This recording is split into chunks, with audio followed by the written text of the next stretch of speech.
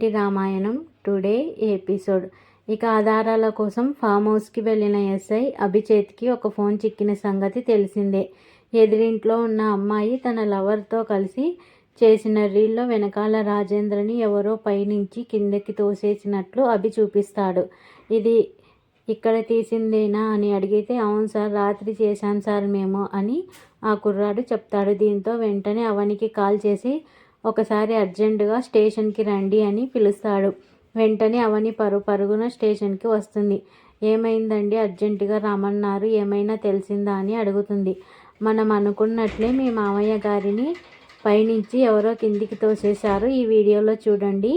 మీ మామయ్య గారిని నెట్టేసింది మగవాడు కాదు, ఒక లేడీ. వీడియో జూమ్ చేసి చూడండి. ఆ లేడీ హ్యాండ్కి ఒక డిఫరెంట్ జ్యువెలరీ ఉంది చూడండి. అది కొంచెం ప్రత్యేకంగా ఉంది, చూసారా?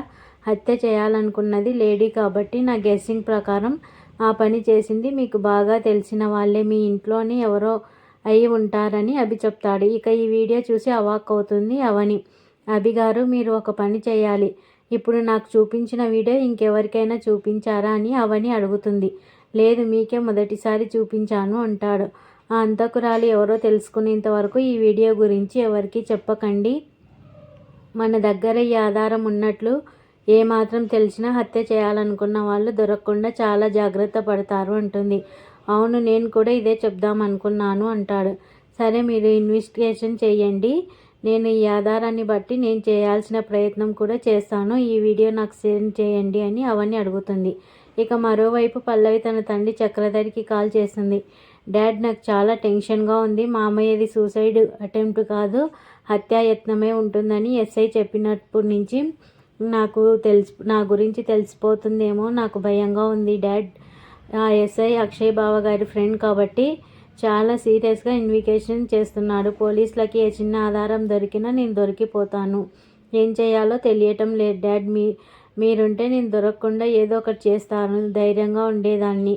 కానీ ఇప్పుడు మీ సపోర్ట్ కూడా నాకు లేకుండా పోయింది. నాకు చాలా భయంగా ఉంది డాడ్ అంటుంది. ఏదైనా తప్పు చేసేటప్పుడు చేయకముందు మాత్రమే చేయాలా వద్దా అని ఆలోచించాలి. తప్పు చేసిన తర్వాత జరిగిపోయిన దాని గురించి ఆలోచించకూడదు. దాని నుంచి ఎలా బయటపడాలా అని మాత్రమే ఆలోచించాలి అని చక్రధర్ అంటాడు. ఇక బయట అవకాశం ఏదీ కనిపించట్లేదు డాడ్, అందుకే టెన్షన్గా ఉన్నాను అంటుంది. నా ఫ్రెండ్ ఒకడు యూఎస్లో ఉన్నాడు. నేను జైల్లో ఉన్నానని తెలుసుకొని నన్ను విడిపించడం కోసం ఇండియా వస్తున్నాడు. నా ఫ్రెండ్కి పోలీస్ డిపార్ట్మెంట్లో పెద్ద పెద్ద వాళ్ళతో పరిచయాలున్నాయి, పొలిటికల్ బ్యాక్గ్రౌండ్ కూడా ఉంది. వాడు రాగానే నన్ను బయటికి తీసుకొస్తాడు. నువ్వేం భయపడక్కర్లేదని చక్రధర్ అభయం ఇస్తాడు. మీరు బయటికి రాగానే మామయ్య కేసుని ఇన్వెస్టిగేషన్ చేస్తున్న ఎస్ఐని, వాడి చేత ఇదంతా చేయిస్తున్న అక్షయ్ని, అవనిల సంగతి తేల్చాలి డాడ్ అంటుంది. ఇక నేను వచ్చాక ఏం చేయాలో తేలుస్తాను. నా ఫ్రెండ్ నెంబర్ నీకు పంపిస్తాను, ఒకసారి మాట్లాడు అంటూ చక్రధర్. ఇక అమ్మయ్య, డాడ్తో మాట్లాడాక కాస్త టెన్షన్ తగ్గింది అనుకుంటుంది పల్లవి. ఇక స్నానానికి వెళ్దామని బీరువా నుంచి టవల్ తీసుంటే ఆ రోజు రాజేంద్రన్ తోసేసినప్పుడు వేసుకున్న బ్రాస్లెట్ కింద పడుతుంది. దీంతో దాన్ని స్టూల్ మీద పెట్టి స్నానానికి వెళ్తుంది పల్లవి. ఇదంతా గదిలోకి బాల్ కోసం వచ్చిన ఆరాధ్య ఆ బ్రాస్లెట్ చూస్తుంది. ఏయ్, నువ్వు నా గదిలోకి ఎందుకు వచ్చావు అని పల్లవి అడిగితే బాల్ కోసం వచ్చా పిన్ని అంటుంది. ఇక బాల్ కోసం వచ్చిన దానివి నా జ్యువెలరీ ఎందుకు తీసావు అని అడుగుతుంది. బాగుంటే చూస్తున్నాను పిన్ని, జ్యువెలరీ చాలా బాగుంది అంటుంది ఆరాధ్య. నువ్వేం చెప్పక్కర్లేదు, బాల్ తీసుకున్నావు కదా, వెళ్ళు అని విసుక్కుంటుంది పల్లవి. ఇక ఆరాధ్య అవని దగ్గరికి వెళ్ళి దీని గురించి చెప్తుంది. అమ్మ పల్లవి, పిన్ని దగ్గర ఒక జ్యువెలరీ చూశానమ్మా, అది చాలా బాగుంది, నాకు అలాంటిది కొనివ్వవా అని అడుగుతుంది. ఇప్పుడు అలాంటివన్నీ ఎందుకమ్మా, తర్వాత ఎప్పుడైనా కొనిస్తానులే, అంతకన్నా మంచిది కొనిస్తా అంటుంది అవని. ఇక నాకు ఇప్పుడే కావాలి, నా పుట్టినరోజుకి ఏది కావాలన్నా కొనిస్తానని చెప్పావు కదా, నాకు పిన్ని దగ్గర జ్యువెలరీనే కావాలి, ప్లీజ్ అమ్మ కొనివ్వు అని ఆరాధ్య మారం చేస్తుంది. ఇక ఆరాధ్య ఎప్పుడు దేని గురించి మారం చేయదు. తను అడిగింది కొనిస్తే వాళ్ళ తాతయ్య మీద బెంగ పెట్టుకోకుండా ఉంటుంది. సరే పద అడుగుదామని పల్లవి దగ్గరికి వెళ్తుంది అవని. పల్లవి, ఆరాధ్య నీ దగ్గర ఉన్న జ్యువెలరీ ఏదో చూసిందంట, తనకి కూడా అలాంటిదే కావాలని అడుగుతుంది. ఒకసారి చూపిస్తే ఆరాధ్య కూడా అలాంటిదే కొనిస్తే ఒకసారి చూపించు అని అడుగుతుంది అవని. ఈ పొట్టిది మామూలుది కాదు, ప్రపంచంలో ఉన్నవన్నీ దీనికే కావాలి అంటూ సరే లోపలికి రమ్మని పల్లవి పిలుస్తుంది. చూద్దామని బ్రాస్లెట్ బయటికి తీయబోయి ఎందుకో మళ్ళీ షోకేస్ క్లోజ్ చేస్తుంది. అయినా నా దగ్గర ఉన్న వస్తువు నీకెందుకు చూపించాలని తిక్కగా మాట్లాడుతుంది. నేనేం నిన్ను ఇవ్వమని అడగట్లేదు, ఒకసారి చూపించమన్నాను అంతే అని అవని అంటుంది. నా దగ్గరున్నది మరొకరి దగ్గర ఉండటం నాకు అస్సలు ఇష్టం లేదు అంటుంది పల్లవి. ఒకేసారి వస్తువులు ఎంతోమంది దగ్గర ఉంటాయి, ఇష్టం లేకపోవడం ఏంటి అని అవని అడుగుతుంది. ఎన్నున్నా ఎంతమంది దగ్గరున్నా నా దగ్గరున్న వస్తువు నాకు తెలిసిన వాళ్ళ దగ్గర ఉండటం నాకు అస్సలు ఇష్టం ఉండదు అంటుంది. ఇక కాలేజ్ టైంలో నా దగ్గర హ్యాండ్ బ్యాగ్ నా ఫ్రెండ్ దగ్గర ఉండటం చూసి నా హ్యాండ్ బ్యాగ్ని కాల్ చేశాను. ఒకసారి నేను కట్టుకున్న శారీ లాంటిదే శ్రేయ దగ్గర చూసి నా చీర పని మనిషికి ఇచ్చేశాను. నా మెంటాలిటీ ఏంటనేది నీకు అర్థమైంది కదా. నీ కూతురికి నా దగ్గరున్న లాంటిది కాకుండా వేరే ఏదైనా కొనివ్వు, అలాంటిదే ఇవ్వాలనుకుంటే నా దగ్గరున్న తీసుకెళ్ళి డస్ట్బిన్లో పడేస్తానని పల్లవి పొగురుగా చెప్తుంది. నీకున్న గర్వాన్ని అహంకారాన్ని ఎవరు తగ్గించలేరన్న విషయం నాకు అర్థమైంది. నీ గర్వాన్ని అంచాలంటే నీ దగ్గరున్న లాంటిదే ఆరాధ్య కొనిస్తాను, పద ఆరాధ్య అని తీసుకెళ్తుంది అవని.